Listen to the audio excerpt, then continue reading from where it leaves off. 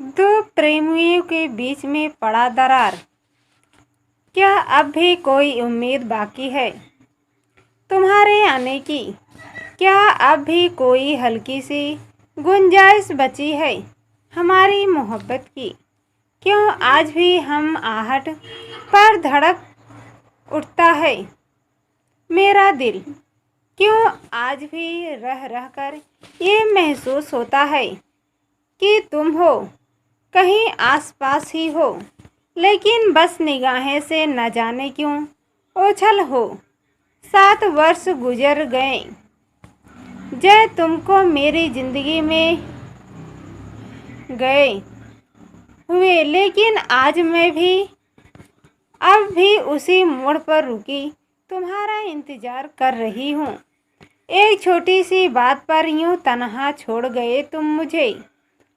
मैं तो अपने घर भी वापस नहीं जा सकती, क्योंकि सबसे बगावत करके तुम्हारे संग भागकर शादी जो कर ली थी मैंने। शुरुआती दिन बेहद हसीन थे, हाँ घरवाले की जरूर खलती थी, पर तुम्हारे प्यार के लिए सब कुछ भुला बैठी थी मैं। मेरी सोच तो काफ़ी अलग है। तुमको मेरा करियर बनाना, काम करना पसंद नहीं था, जबकि मैं कुछ करना चाहती थी जिंदगी में। बस इसी बात को लेकर अक्सर बहस होते लगी हम दोनों में, और धीरे धीरे हमारी राहें भी जुदा होने लगी। एक दिन सुबह उठी तो तुम्हारा एक छोटा सा नोट सिरहाने रखा मिला, जिसमें लिखा था, जा रहा हूँ, अलविदा। और तुम वाकई जा चुके थे। मन अतीत के गलियारों में भटक ही रहा था कि डोरबेल की आवाज़ से मैं वर्तमान में लौटी। निशा, ऑफिस नहीं चलना क्या? आज डिपार्टमेंट के नए हेड आने वाले हैं। हाँ रेखा, बस मैं तैयार होकर अभी आई। ऑफिस पहुँचे तो नए हेड के साथ मीटिंग शुरू हो गई थी। मैं देखकर अस्तबल थी। जय माथुर, ये तुम थे?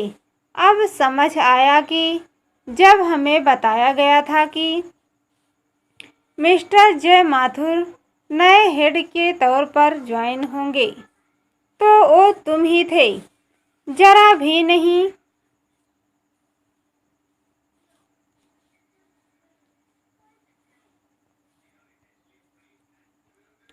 बदले थे तुम व्यक्तित्व और चेहरे पर वही गुरूर।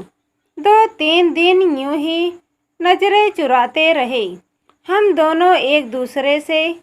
फिर एक दिन तुम्हारी केबिन में जब मैं अकेली थी, तब एक हल्के से आवाज़ सुनाई पड़ी, आई एम सॉरी निशा। मैंने अनसुना करना चाहता, पर तुमने आगे बढ़कर मेरा हाथ पकड़ लिया। मैं जानता हूँ जिंदगी में तुम्हारा साथ छोड़कर मैंने बहुत बड़ा अपराध किया। मैं अपनी सोच नहीं बदल सका, लेकिन जब तुमसे दूर जाकर दुनिया को देखा परखा, तो समझ आया कि मैं कितना गलत था। लड़कियों को भी आगे बढ़ाने का पूरा हक है। घर गृहस्थी से अलग अपनी पहचान और अस्तित्व बनाने की छूट है। प्लीज़ मुझे माफ़ कर दो और लौट आओ मेरी ज़िंदगी में। क्या कहा जय? लौट आओ। 7 साल पहले एक दिन यूं ही अचानक छोटी सी बात पर यूं अकेला छोड़ तुम चले गए थे, और अब मुझे कह रहे हो लौटने के लिए, जब मैं आज भी तुम्हारी चाह की गिरफ्त से खुद को पूरी तरह मुक्त तो नहीं कर पाई। लेकिन एक बात ज़रूर कहना चाहूँगी कि तुमने मुझसे अलग रहकर जो भी परखा दुनिया को, उसमें तुमने ये भी तो जाना ही होगा कि बात जब स्वाभिमान की आती तो एक औरत उसके लिए सब कुछ कुर्बान कर सकती है।